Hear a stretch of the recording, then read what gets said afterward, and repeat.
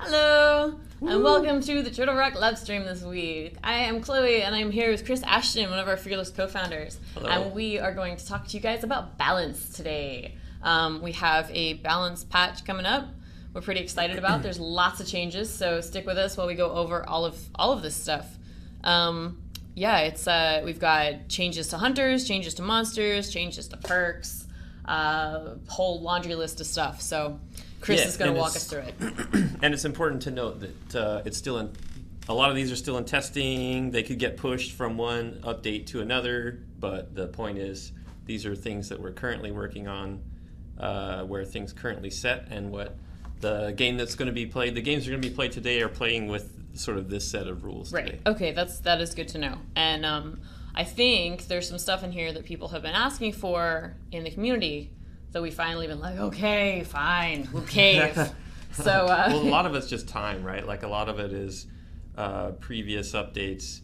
You know, we had the tier 4 hunters and behemoth come out, and then we needed to make adjustments to them pretty quickly because they didn't get a nice like alpha beta period like all the other characters did. So we made adjustments to them very quickly, and so now that kind of things are settling there, now we can start looking at other things that needed attention, like the elite wildlife buffs are a big one that a lot of people have been talking about. So. Yep. We heard you. We did. So here we go. We're gonna talk about some of that stuff. So why don't we start off with character perks? Because that's one thing that people have talked about a lot, and there's a lot going on with. So we're just kind of gonna roll through these in the order I have them. Oh, and we have a beautiful slide. Thank you, Jess. So really what we tried to do here was try to just rebalance them a little bit, try to make them, some that aren't picked very often, make them more viable and more interesting and more useful, and then some that are maybe like too used to drop those down a little bit, just to make it so the whole point was that we would have interesting decisions to make in the beginning of the round. Right. Because if there's only 2 that are getting chosen, which I think is kind of what we were seeing, takes some of the strategy out of it. So the big one that got reduced was the damage bonus, and it's primarily because that's an easy pick for everybody, and it's very effective, but it's also kind of boring. It doesn't really change the way you play the game. It just buffs your damage. So we dropped it down to 10% max, and then we buffed a lot of other things. So if you look at like the armor regeneration rate was doubled from what it was before. Wow. So it's a pretty significant change. So and these may not be the perfect values either, but we feel like they're going the right direction. You know. Right, So yeah. the important thing is that we're making adjustments and we're trying out new values. Cooldown reduction again felt like that one was really that allows you as the monster to cast abilities more quickly, which is more interesting than damage bonus, but it was pretty beefy and could. So we felt like dropping that down from 30% down to 20% at the max was a good change. Movement speed is one that's fun and wasn't quite competitive enough, so we bumped it up 5% to from 20 to 25 at max. And then let's see, our stamina. This is monster traversal, and we feel like the monster traversal was a bit a monster who took that, it was really, really hard to catch, you know? Yeah. And that makes games drag out to stage 3 and stuff, so we wanted to take the edge off of that, so it drops from 50 to 40%. And climb speed could be cool, especially for monsters like Behemoth, who has a hard time. He doesn't have the mobility the other monsters do, so giving him a little more back feels like a good thing. So we bumped it from 30 to 50% to try to see if that makes Behemoth feel a little bit better. Goliath. Behemoth. Probably wouldn't. Behemoth? Yeah, climb speed? Yeah, because he can only roll around on the ground. Right. And so you do wind up sometimes going after hunters, climbing stuff, right? So the idea of like giving him a little climb buff would be cool. For people who maybe can't get the hang of the tongue grab. Yeah, exactly. So just as these are supposed to be options, right? They're supposed to be viable options. The reload speed was decreased, and a lot of people were like, what the heck? Why would you do that? But we did fix something where some electronic weapons weren't being affected by the reload speed. So we did fix those. Those are included now. But additionally, people don't really realize it. The people who do use it a lot, but reload speed will increase your recharge speed of your mobile arena, of your cloak, if you're support. Right. So that's really strong. So it is really powerful. So it's not just the weapon that's in your hand that gets reloaded.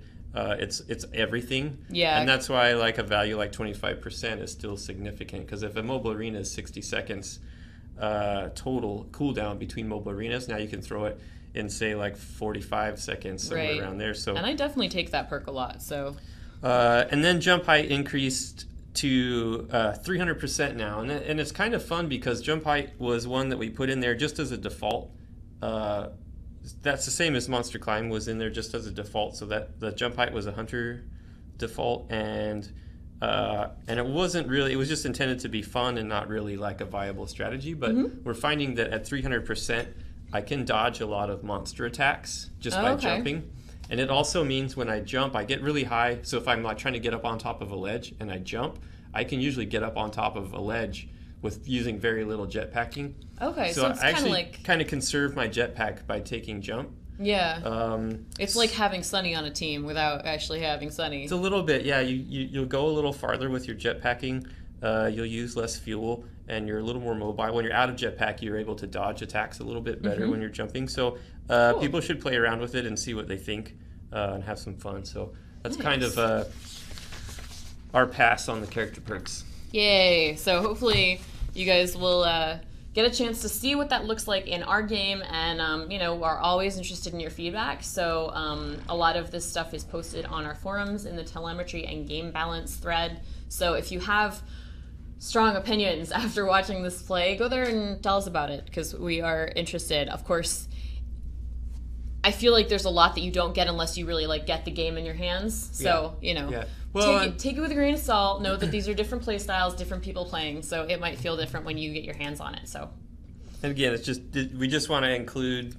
A lot of people keep asking, what do the future changes look like? What so this is a good way for us to keep people in the loop. Yeah.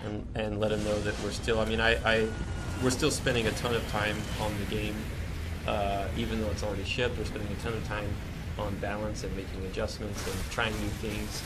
So it's very much we're very active on the game still.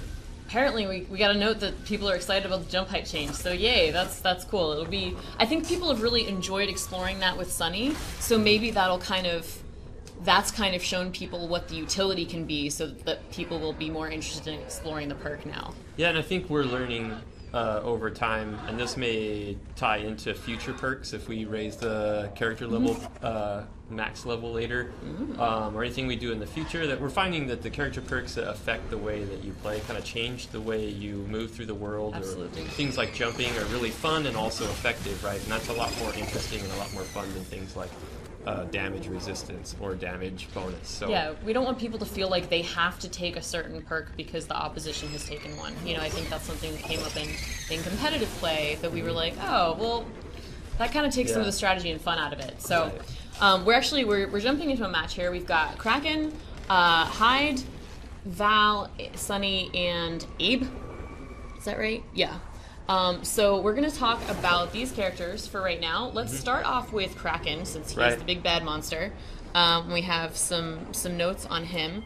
So I think we have those notes up, please, Jessica. Yeah. On Kraken, really, we just was just looking at the lightning strike. There's more stuff that we're working on for Kraken, but it's a little bit more involved. So we're kind of approaching Kraken from two fronts. One, we're looking at things that Kraken can do. That maybe need some adjustment, and then we're also trying to make hunters a little bit more effective. And so you'll see, like in the last balance pass, we did some proximity detonation radiuses were increased and stuff. That was to make things more effective against Kraken. Accuracy increasing on weapons and stuff to make them more effective against Kraken. So what we're doing is we're adjusting Kraken a little bit where we think he needs it, and then we're also adjusting hunters. So for instance, in competitive play, Markov is always taken because Kraken is always taken, and Markov is really reliable against Kraken, whereas the other hunters, the other assaults, have a tougher time. So that's why we adjusted Hyde's accuracy last time, was to make him the accuracy of his minigun a little bit better against And Kraken. we'll see that, actually, if we can see the assault real quick. We can see him trying to get those grenades out, trying to get up in his face so that he can get that flamethrower, and then the minigun, just so much more accuracy. He's far away. And it's worth noting, so now his toxic grenade has a larger radius now, detonation radius. Right, and that's from the last patch. You can throw it at the Kraken and it'll detonate. And then also we removed the slow from it. That's right, guys. Wait, let's just take a minute. This is one of the changes that we're looking at right now, is it doesn't slow your teammates. And I know that you guys have been talking about that for a long time. I'm really annoyed by it, and I think that... Well, one of the things that we did in the last update, so we take things kind of a step at a time when we make balance changes, because we don't want to change too many things at once, because then it starts to get really muddy. But what we did, on the last balance update, was we changed the cooldown time. So we made the toxic grenades have a nice display on them showing how long it takes before the next one is charged. So we increased that, so it was a longer time between throws, which means now you have to use them more strategically. And then because of that, we felt okay now about to remove the slow from teammates. So everybody should feel free. You shouldn't feel guilty about throwing it anymore. Throw it wherever you want it. That's okay. But it still does have a longer cooldown, so you still do have to be clever about when and where you're throwing it. Right. And we just, I know that Kraken Lightning Strike change was up there. So do you just want to cover that real quick? Sure. So Lightning Strike had an adjustment in there where it would vertically, if you aimed the aiming vertically, it would travel really fast, sort of like in the distance plane from you. Okay. And the close to far plane, it would travel super, super fast when you first started to cast it, and then it would slow down to its normal speed by the end of the cast. Yeah. And the intent there was that players, because you're playing and sort of aiming at things at a distance, if you were off just a smidge on the crosshair, that it might be 50 meters behind the hunter, and then you couldn't correct for it, right? So we felt like, okay, well, let's adjust that. But the reality is, Kraken, you get trapped in a dome.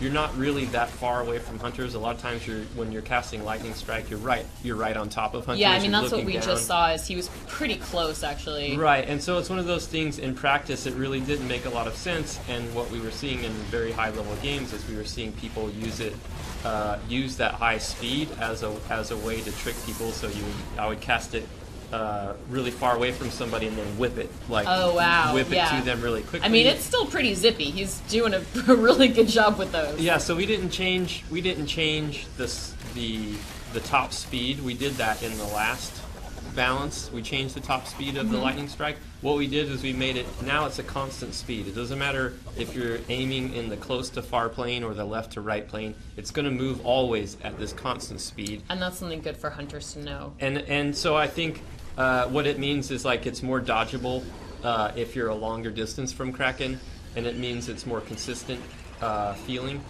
And whether or not that makes it brings it into being finely balanced where we want it, we don't really know. It's just one of those things where we felt like this is something that was inconsistent and something that was being exploited.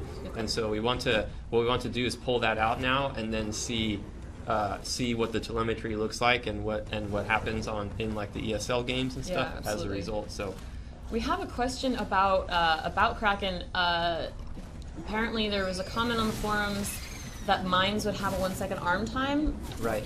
Yeah. So that's something that is in our current version of our current build. This is an older build we're doing. This is in our current build. The Banshee mines have a 1 second arm time, so you can span it right on top of a hunter. It's not going to detonate instantly. Right. Okay. It's just going to home around. I like this idea. and it's going to wait for a second. And what that means is your teammates or you have a chance to dodge away from it, shoot it before it detonates. So that's in an earlier stage of testing than this build. Yeah, so, and that involves code as well, a code change, whereas these balance changes don't involve code. These just change a number in a field. Right, so these are easier for us to throw out small patches, and whereas a change like that requires a much bigger patch. These are easier and process. quicker, and the ones that take code come slower. but that Banshee Mine is still in here. It's still coming. It's just going to come later than these changes here. So that's why when I said initially that there was more we're working on with Kraken, there's a lot more. That's one of those things. It's one of those things. Yeah. So it hasn't been canceled. It's still being looked at. So let's see. Let's talk about. We talked about Hyde. I think we covered Hyde's change.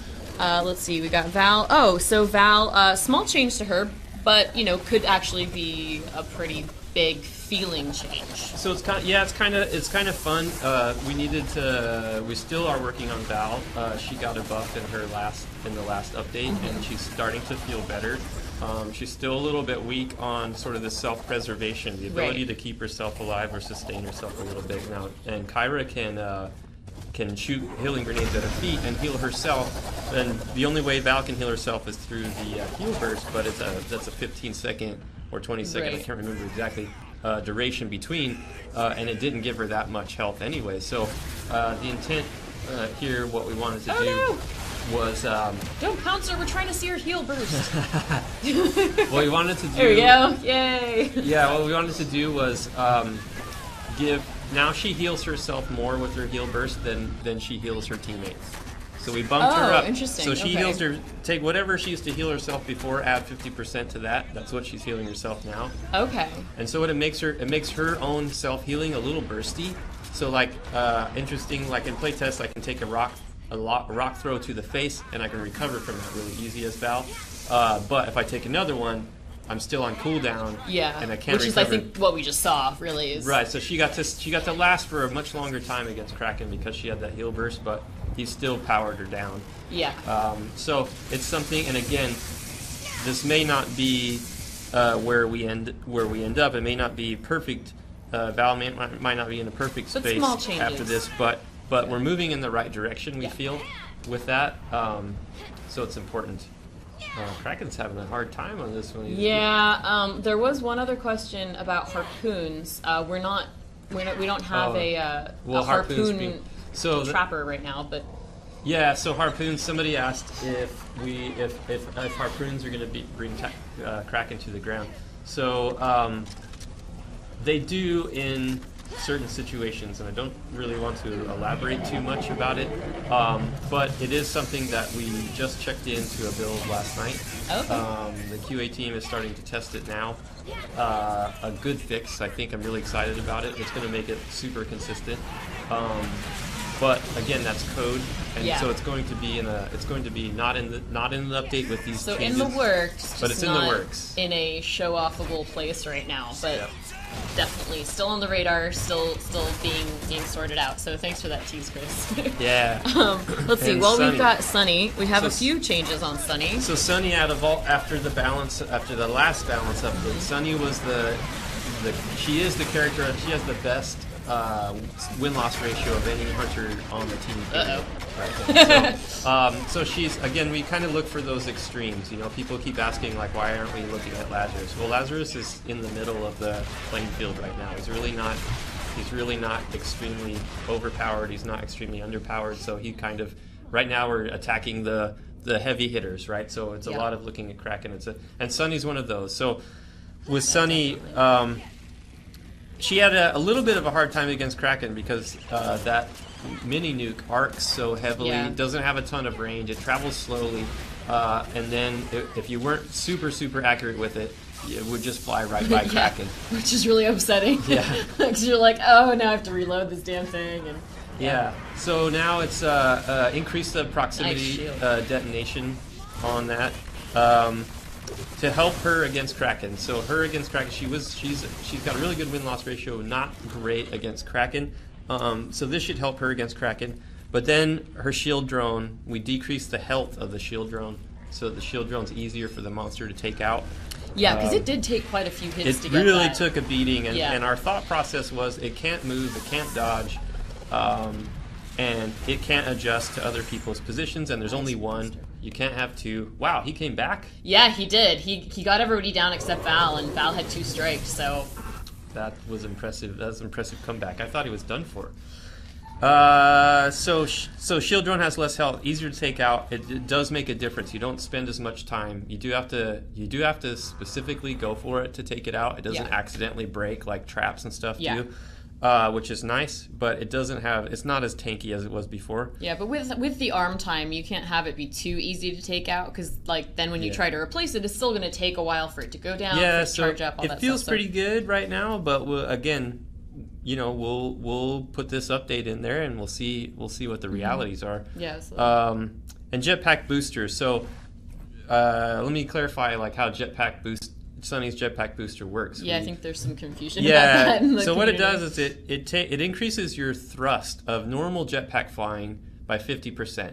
Okay. And it also currently in the released version of the game, it doubles jetpack dodging thrust. So when you double tap your jetpack, your jump to dodge a direction, it was doubling that, and it was only increasing normal jetpack flying by 50%. Oh, I see. Okay. So what can happen, like what we're seeing in sort of some higher level play, is that you go after a hunter and you just double tap and you shoot straight up into the air so high that the monster is just like, well. La la la. Yeah, so much for that. La. Yeah, so it was a lot of fun, and we knew those values were extreme, but it was really fun, and we really didn't know what kind of effect it was going to have long term. But we feel like for sure the dodging's too much. Okay. The dodging's come back down to. So we left normal jetpack thrust alone, and we're just attacking the dodging now because we felt like it was too much.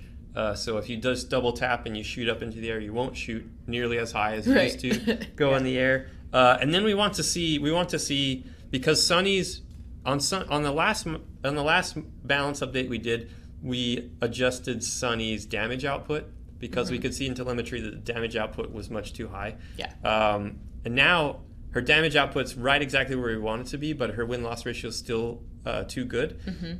So now it's about looking at her other pieces of gear, the shield drone and the jetpack booster. And so these are two adjustments we're making to them. We don't want to overdo it. Yeah, we want to move it in the right direction. Then we want to put it out there, and we want to see what the end result is. Yeah. So we feel like she's going to be much, much closer now. Yeah, I mean, I feel like there's still things that we see in the community, and especially like, you know, we've now got a pretty large pool of really solid, amazing players, and just some of the things that they come up with, and we're like, crap, didn't see that. All right, good. Well, I guess we need to address this. So, so now we've got our next group. Yep, next battle with Goliath, Parnell, Slim, Hank, and Maggie. So, some of my favorites in here. We do have some general, even though we don't have Goliath specific changes, we do have a couple. Monster-wide changes that affect all monsters. One of those is the melee stamina. This does affect Goliath as well. So the melee stamina, what there is in the melee stamina is there's an auto fill time. So basically, for Goliath, I believe that was set to 1 second. So what would happen is if you attacked once, it would be a heavy hit on Hunter, and then if you waited for half a second or for 1 second, and then you attacked again, it would be another heavy. Right. But if you just constantly melee attacked, it would go heavy, light, heavy. Mm-hmm. Right. So what's happening on sort of like high level games is like Goliath would do a heavy charge attack and then immediately do another attack, which was charge lasts for more than a second. Mm-hmm. So you'd go heavy attack, charge, and then another heavy attack. Right, which just wrecks which people. Those things, that's devastating, and it's very hard to get out of that if you do it really quickly. So what this does is it means that sequence is now going to be heavy attack, charge, now light attack. And the key thing with a light attack is I don't get into that knockback state where I don't have control. Right, so you're not getting tumbling hunters forever. So besides the damage reduction with that combination, I can also dodge out of it. Now this is something that 90% of our player base will not notice this change at all. Yeah. This is something that the elite of you see in ESL tournaments and stuff, the very elite players, when you get these timings just down just perfect, where it highlights kind of like this thing that we never intended before, right? We never intended for that to be a very specific, devastating combination. Yeah, because I gotta say, when I'm playing Monster, I'm not thinking, okay, hit 100, monster hit again, I'm thinking, God, just smash everything. So I'm that kind of monster who probably will never notice it. So Goliath had like a 1 second time between. Wraith had a 2 second. Goliath, Kraken, and Wraith now all get set to 3 seconds between those attacks, and it's just going to make the damage a little bit less bursty, a little bit more consistent, and more what we intended. I have a question about Behemoth. Is he also affected by this, or was he already at 3 seconds? So we adjusted him during the last update. Okay. And that's one of the things that keyed us into, because people were using that they were heavy attacking, rolling, and then heavy attacking. Right. And now that doesn't happen. So that's what kind of keyed us in was, Gotcha. Oh crap, because Behemoth had a half second prior to our last round. Oh man, match. okay. So he already got he's adjusted. already at 3 seconds. He's actually at 4. Oh, okay. And then the other monsters are getting adjusted to 3 because the other monsters are in pretty good place. We don't consider this like a general nerf to all the monsters. We don't expect the overall win-loss ratio to be affected at all by this. It's just that you'll see it'll bring down monsters in ESL tournaments just a little bit. Yeah. So they figured that one out and kind of ran with it. Yeah, and then the armor regeneration, and really that just is there's a time delay after you take damage before your armor will start to regenerate. Mm-hmm. It was 10 seconds, now it's 6 seconds. It just means that if you take the armor regeneration perk, the character perk which we buffed, right. If you take that now, you'll see the effects of that more quickly than you would. So you can actually kind of do it in combat, like try to attack the hunters and then get behind a rock, like especially if you're Wraith, get behind a rock or whatever, block line of sight. 6 seconds later, your armor's going to start recharging really quickly. And that extra 4 seconds is a lot. It feels like a lot of time when you're trying to get distance. 4 and seconds get your in this armor game back. is a ton of time. Yeah. So let's see. Can we get a look at Slim? Because we have a question about the change to Slim. Oh, okay, Slim. So on Slim, right now? Yeah, there we go. On Slim, we adjusted his spore cloud radius, and so on Slim we adjusted his spore cloud radius, and what we did was we reduced it. Let's see, how much was it? 20%. It's not a huge difference, but the reason we reduced it a little bit is because it was so big before, and it's a little bit hard for the monster to tell where the cloud is. Yeah, and so the particle effect's quite subtle. So it's very hard, which is good because it's kind of hard to see in there anyway, right? So it can't be too overbearing. But as a monster, it felt hard to counter.